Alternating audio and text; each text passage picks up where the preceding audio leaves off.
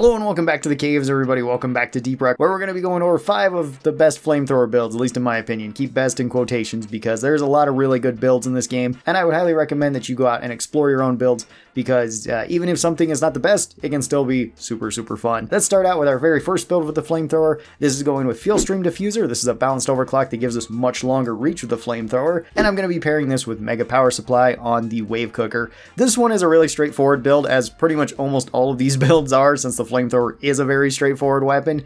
For this, I'm just going to be building the flamethrower for all reach, and this is really strong on robot missions in particular. I also have this built for extra heat buildup so that we can burn enemies really quick. We can light them on fire really fast. You can pick off almost anything with this build. It actually works really well against like Macterra Plague. It works really well in the duck and cover missions.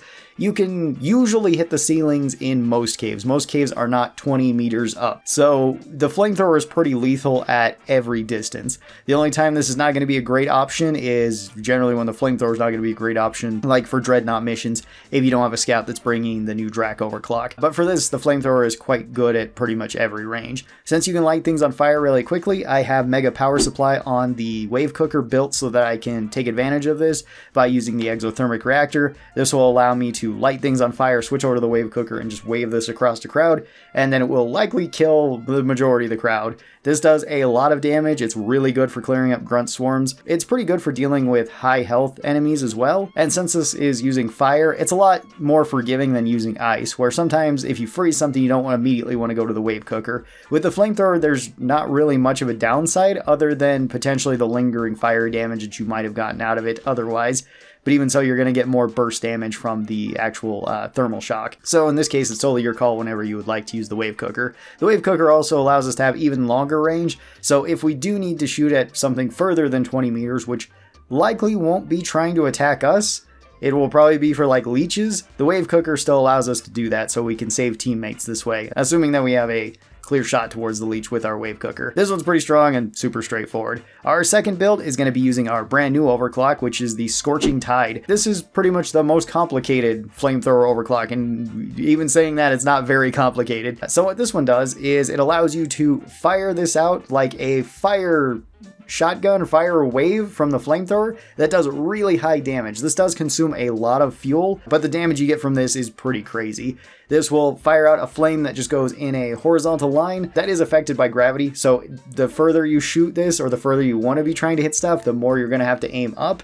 And then this will also blanket the floor with flames where this lands. These flames can be pretty useful too for dealing the last little bit of damage to enemies. They're not going to be killing enemies from 100% health unless they're like swarmers or something, but it is a nice little bonus for the flamethrower. As well as, since this is an unstable overclock that allows you to do this, there's no actual downside to not using this, so you can just use the flamethrower like a normal flamethrower, which I have mine built for my normal flamethrower build, and if you never have to use the Scorching Tide, you're not really wasting anything with going with this overclock. Now this one will always consume 25 ammo as well, so even if you don't have 25 ammo in the gun, it will take from the reserve, unless you're down below 25 total amount of ammo, and then you can actually use the Scorching Flame at full damage, so that is pretty nice. On top of that, it can also one-shot Nemesis, so if you really hate Nemesis, this might be the one for you. It's a really strong overclock and it's very fun. To pair with this, I'm going with the Sabata with full auto. This is another very fun overclock, and I have this built just for all recoil reduction and more ammo. This is so that I can use it at somewhat longer range. The flamethrower will work the same as it usually does, so at close range and medium range, it's got me pretty much covered.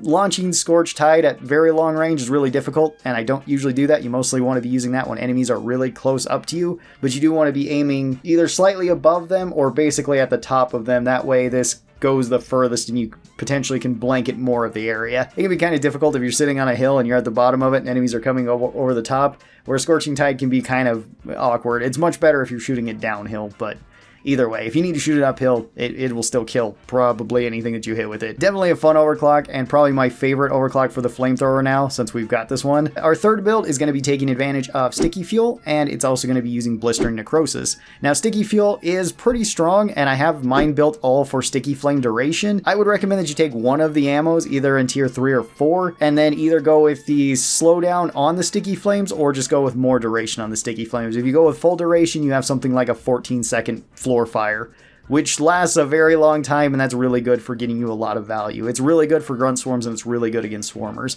You can easily just blanket the floor with the flamethrower, and then when enemies come across it, they'll be lighting themselves on fire, and so long as you're okay with waiting them out to die, you can absolutely do that. If you don't like that, then that's why we have Blistering Necrosis on the microwave gun, so that we can wave this across them and use the thermal shock to kill them a little bit quicker. As well as Blistering Necrosis has the unique ability of adding blisters onto enemies that make it so they get extra damage when our teammates hit them or when we hit them.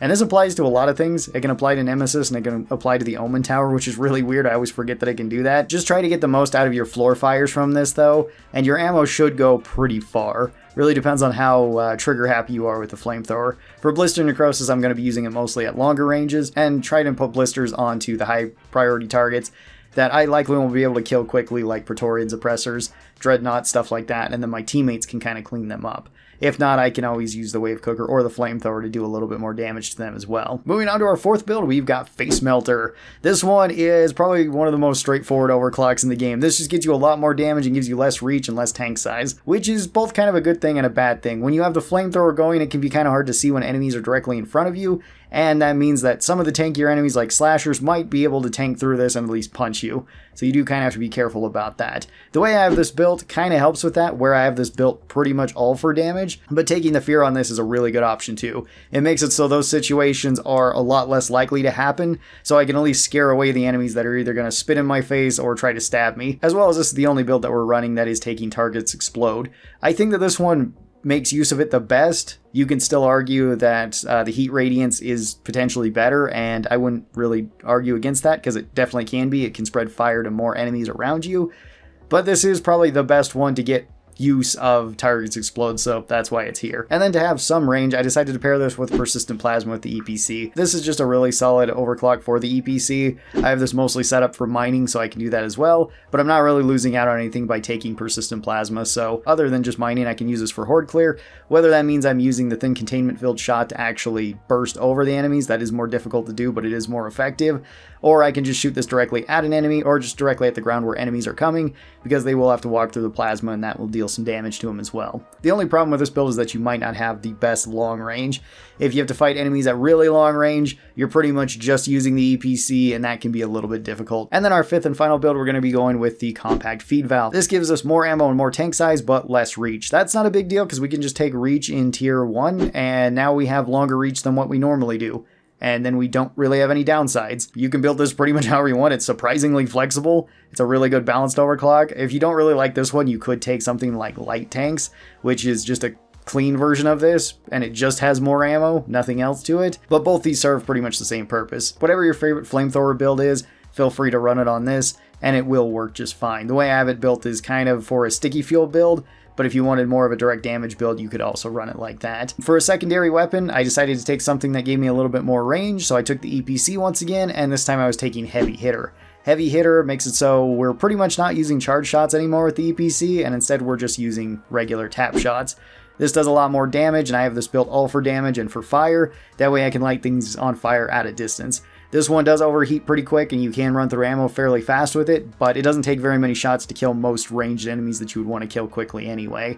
And then anything else, you can use the Flamethrower, which we have tons of fuel for, so that's pretty nice. And that'll do it for 5 of the strongest Flamethrower builds, at least in my opinion. Tell me your thoughts on these builds and what builds you like running with the Flamethrower. Thank you guys so very much for watching this. Hope that you guys enjoyed it. Rock and stone, everybody. Take care and have a great rest of your day. Bye-bye!